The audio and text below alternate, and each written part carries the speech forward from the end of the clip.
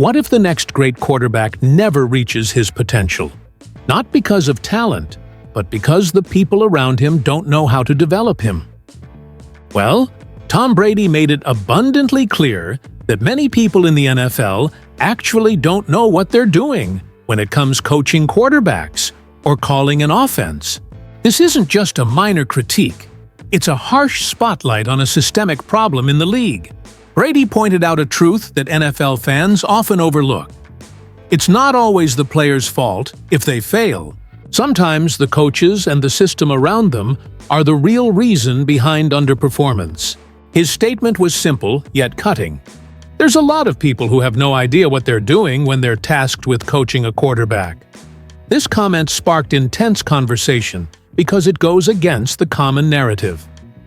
For years, struggling quarterbacks have been blamed for poor performances, labeled as not ready, slow learners, or entitled.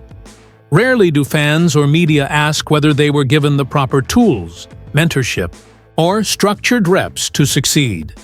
Brady's critique exposed a widespread and persistent problem in the NFL. Young quarterbacks are often set up to fail rather than given the tools to succeed. In Cleveland, Sanders has become a prime example of this issue. Despite being a highly touted rookie with immense potential, he has been isolated from first-team reps, limiting his exposure to game-speed scenarios and interactions with the starting offensive line. This lack of integration prevents him from building chemistry with his teammates, understanding the nuances of the playbook in real game situations, and developing the timing and decision-making skills necessary at the professional level. To make matters worse, Sanders has been shuffled in and out of lineups, often placed in high-pressure situations without adequate preparation. The consequences of such mismanagement are predictable. When Sanders struggles, criticism is immediately directed at him. Media narratives describe him as unprepared, distracted, or slow to adapt, while the organizational failures that contributed to these struggles are largely ignored. Analysts, media commentators, and fans have recognized this pattern, interpreting it not as rookies' difficulty adjusting to the NFL, but as a systematic failure in coaching, planning, and development. The Browns' approach appears reactionary rather than strategic, prioritizing short-term optics over the long-term growth of their young quarterback.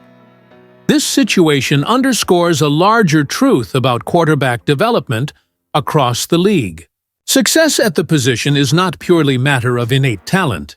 It requires structured guidance, consistent coaching, and opportunities to learn and fail in a controlled environment. When franchises neglect these responsibilities, they effectively sabotage their own investments, allowing potential stars to flounder. Brady's comments served as a wake-up call. It is not enough to draft talented quarterbacks. You must also build the right environment for them to thrive. Sanders' early experiences in Cleveland illustrate exactly what can go wrong when organizations fail to meet this responsibility, turning a promising career into a cautionary tale of mismanagement and missed opportunity. The situation took a dramatic turn when Browns' owner Jimmy Haslam openly admitted that he didn't even know that Sanders had been signed. For a franchise owner to be unaware of such a major acquisition is not just surprising, it is deeply concerning. This admission revealed a much larger issue within the organization. A leadership structure that is disorganized, fragmented, and seemingly detached from the very players they are supposed to oversee. In any professional sports team, the alignment between ownership, coaching staff, and front office is critical for player development, especially for a quarterback whose growth relies heavily on structured coaching, mentorship, and consistency. Haslam's lack of awareness sent a clear message: nobody at the top seems fully engaged or accountable for ensuring that young talent is properly nurtured.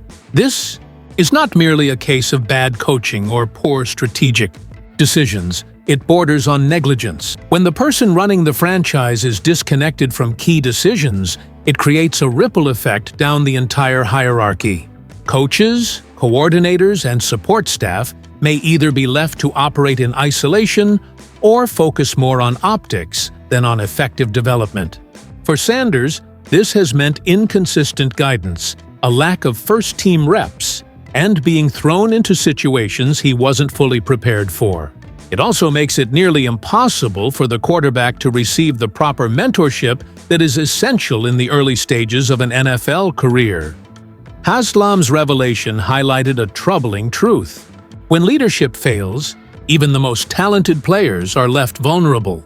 Without a coherent and attentive management structure, development opportunities turn into confusion, mistakes are magnified, and accountability is misplaced. In Sanders' case, it wasn't just a rookie struggling to adapt, it was a system failing him at every level, with the highest authority admitting he was out of the loop entirely. Tom Brady knows exactly what it feels like to be underestimated, doubted, and poorly guided. Drafted in the 6th round of the NFL Draft, he entered the league with minimal fanfare, far from the highly touted prospects who are often given immediate opportunities. Early in his career, many questioned whether he could ever succeed at the professional level. Yet, Brady's trajectory was shaped not just by his talent, but by the structured guidance, mentorship, and patient development provided by coaches like Bill Belichick and his quarterback staff.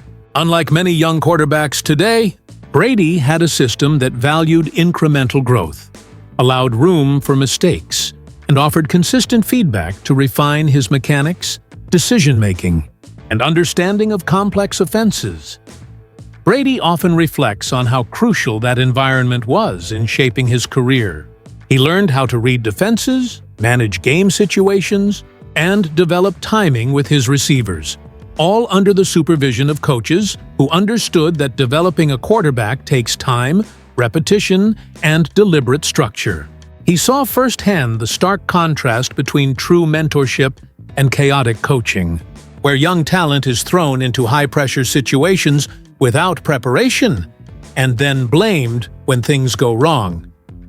Brady's comments triggered an immediate and intense reaction across the NFL landscape. Within minutes, clips of his remarks began circulating on social media, shared widely by fans, analysts, and commentators alike.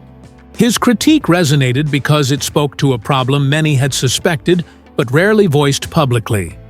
Quarterback development in Cleveland, and in some cases across the league, was deeply flawed. Analysts such as Stephen A. Smith and Louis Riddick quickly weighed in, confirming the pattern of mismanagement that Brady had alluded to. They highlighted how young quarterbacks, including Sanders, were consistently left without the guidance, structure, or consistent reps necessary to succeed, and how organizational chaos often compounded their struggles. The public response was swift and decisive. Fans began dissecting practice footage, tracking snap counts, and pointing out inconsistencies in coaching decisions. Social media became a platform for amateur analysts, connecting the dots between the lack of first-team reps, rotating offensive schemes, and repeated coaching changes. What had initially appeared to some as isolated struggles by a rookie quarterback suddenly took on the appearance of a systemic problem. By the end of the day, the narrative had shifted. Cleveland was no longer seen as simply unlucky or Sanders as merely struggling to adjust. Instead, the focus was on organizational failure, a franchise that claimed to develop talent but repeatedly created environments where quarterbacks were set up to fail. Brady's words had effectively provided a lens through which fans and analysts could interpret the chaos, turning what might have been dismissed as routine rookie struggles into a nationwide conversation about accountability, leadership, and the true nature of player development in the NFL. Brady's criticism wasn't just about the Browns, it was a warning to the entire NFL.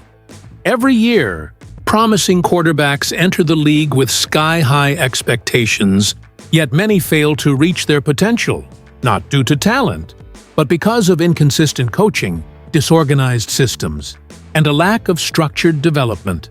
Teams cycle through coordinators, quarterback coaches, and playbooks, creating instability that makes it nearly impossible for young quarterbacks to build rhythm, develop chemistry, or master their roles. Too often, organizations protect coaches' job security over players' growth, leaving quarterbacks to take the blame for failures beyond their control. Shedeur Sanders didn't seek controversy. He wanted a fair opportunity to learn, grow, and prove himself. But chaotic coaching, inconsistent play calling, and limited reps thrust him into the spotlight for all the wrong reasons. Brady's comments exposed a systemic issue. Talent alone isn't enough. Without leadership, structure, and accountability, potential goes to waste. Sanders' struggles weren't rookie growing pains. They were a reflection of an organization and a league failing to provide the support necessary for quarterbacks to thrive.